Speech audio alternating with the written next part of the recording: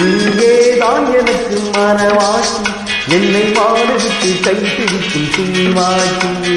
நானேதான் உனக்கு வெளிகாட்டி இன்ப நாடகத்தில் ஆட்சி வைக்கும் வழிகாட்டி